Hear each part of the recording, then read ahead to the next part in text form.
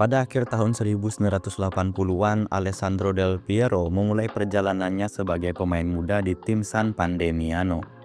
Awalnya, ia bermain sebagai penyerang.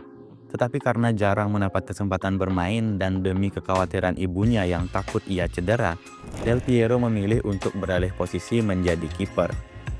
Namun desakan dari kakaknya yang kemudian menjadi pemain profesional di Sampdoria membuat Del Piero kembali ke posisi penyerang. Pada usia 13 tahun, bakat luar biasanya mulai menarik perhatian. Tim Padova pun akhirnya merekrutnya.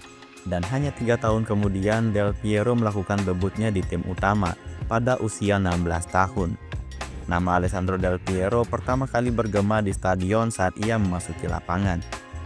Tak butuh waktu lama, Juventus melihat potensinya dan membelinya dari Padova dengan harga sekitar 3 juta euro. Setibanya di Turin, pelatih Juventus saat itu Giovanni Trapattoni memintanya berlatih bersama tim utama. Meskipun awalnya ia hanya bermain untuk tim muda. Namun bakat Del Piero memaksa Trapattoni untuk memanggilnya ke tim utama sedikit lebih cepat.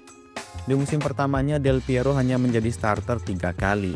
Dalam debutnya melawan AC Milan, ia belum menunjukkan banyak pengaruh. Tapi pada pertandingan melawan Genoa, ia mencetak gol dan menerima kartu merah pertamanya. Lalu di pertandingan ketiga, melawan Parma, ia mencetak hat-trick pertamanya di usia 19 tahun. Musim itu pun Del Piero belum meraih banyak trofi bersama Juventus. Tetapi di musim panas, ia membantu tim Italia U21 menjuarai Piala Eropa, meskipun dengan menit bermain yang sedikit, karena usianya yang masih sangat muda.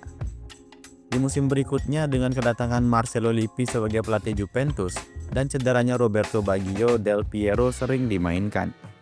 Ia memanfaatkan peluang ini dengan baik, mencetak 8 gol di Serie A dan membantu Juventus memenangkan Scudetto pertama mereka dalam 9 tahun, serta Coppa Italia setelah mengalahkan Parma di final. Juventus hampir mencetak treble winner, tetapi akhirnya kalah dari Parma di final Piala UEFA.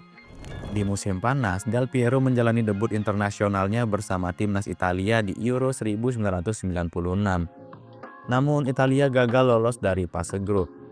Dan musim berikutnya, dengan Baggio yang meninggalkan Juventus, Del Piero mewarisi nomor punggung 10 yang sebelumnya dikenakan oleh Michel Platini.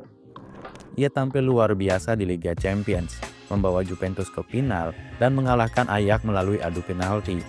Del Piero menjadi top skor Juventus di Liga Champions dengan 6 gol, meskipun hanya mencetak 1 gol di babak gugur. Musim 1996-1997, Juventus menangkan Piala Intercontinental berkat gol Del Piero di partai final, serta Piala Super Eropa. Del Piero juga meraih penghargaan Bravo Award sebagai pemain muda terbaik di Eropa saat itu. Pada musim itu, Juventus kembali memenangkan Scudetto dan mencapai final Liga Champions untuk kedua kalinya secara berturut-turut. Meski Del Piero mencetak gol indah sebagai pemain pengganti saat melawan Borussia Dortmund, Juventus kalah 3-1. Di musim berikutnya, Filippo Inzaghi bergabung dengan Juventus, dan Del Piero mencetak musim terbaiknya dengan 31 gol di semua kompetisi, membawa Juventus kembali menjadi juara Serie A. Sayangnya, meskipun Juventus kembali mencapai final Liga Champions, ternyata mereka kalah lagi. Alessandro Del Piero mencetak 10 gol sepanjang turnamen dan menjadi top skor di turnamen tersebut. Ia adalah pemain pertama yang mencetak lebih dari 10 gol dalam satu musim Liga Champions. Banyak orang yang menyebutnya sebagai the real fenomeno, bahkan lebih baik dari striker legendaris Inter Milan yaitu Ronaldo Nazario. Pada musim panas, Del Piero mengikuti Piala Dunia pertamanya. Meski sempat bermain, ia tidak menjadi pilihan utama karena Roberto Baggio mengambil peran tersebut, dan Italia tersingkir di perempat final. Perjalanan Del Piero pun sempat terganggu oleh cedera parah pada lututnya saat melawan Udinese, sehari sebelum hari ulang tahunnya.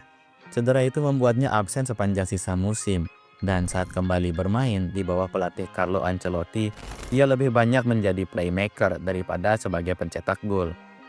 Meski mencatatkan 20 assist dalam satu musim, ia hanya mencetak 1 gol dari open play di Serie A dan mendapat banyak kritik dari supporter saat itu. Musim itu pun Juventus hanya memenangkan Piala Intertoto. Kemudian pada tahun 2000, Del Piero menjadi pemain dengan bayaran tertinggi di dunia.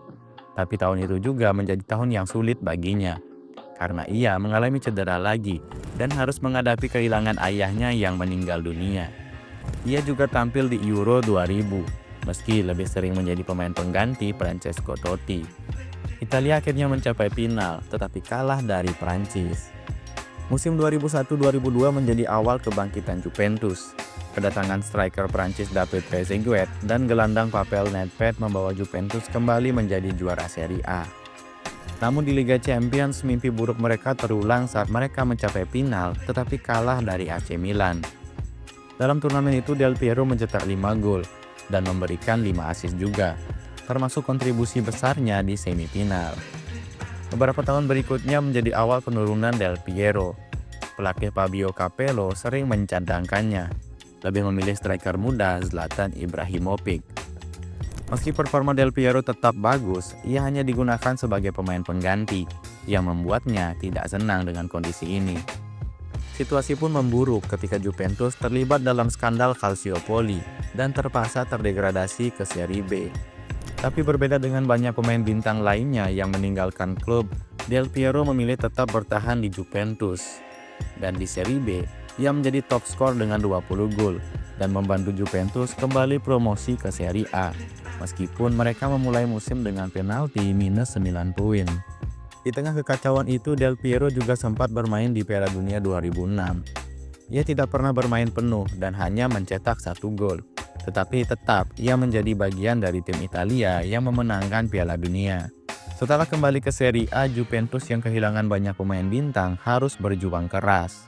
Meski begitu, mereka finish di posisi ketiga pada musim pertama kembali ke Serie A. Del Piero menjadi top skor Serie A dengan 21 gol dan meraih gelar Capocannoniere.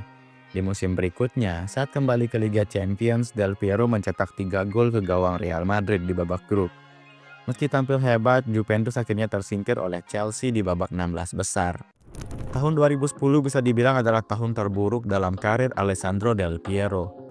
Juventus hanya finish di posisi ke-7 di Serie A dan mengalami 15 kekalahan dalam satu musim liga.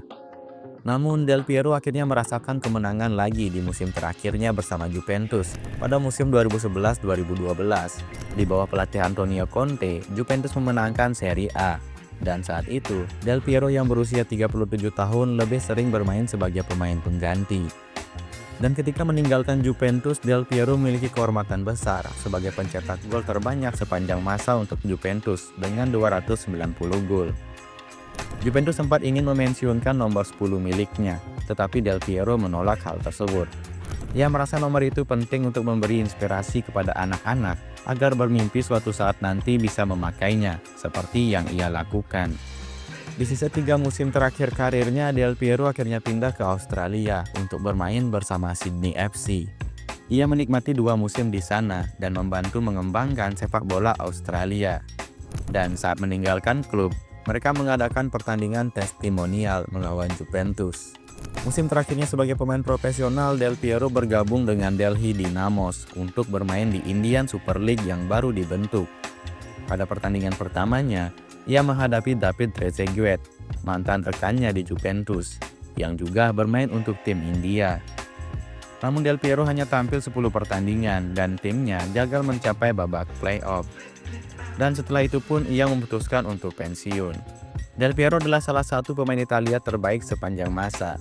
Ia adalah idola bagi banyak orang yang terinspirasi oleh kombinasi kerja keras, kreativitas, dan awal karirnya yang eksplosif. Sayangnya, ia kurang beruntung dalam final Liga Champions. Del Piero akan selalu dikenang sebagai legenda sepak bola dengan gaya bermainnya yang indah dan inspiratif. Oke, jadi sekian pembahasan tentang Alessandro Del Piero. Bagaimana menurut kalian? Tulis pendapat kalian di kolom komentar. Dan jika kalian suka, jangan lupa like video ini, subscribe channel ini, dan sampai jumpa di video berikutnya.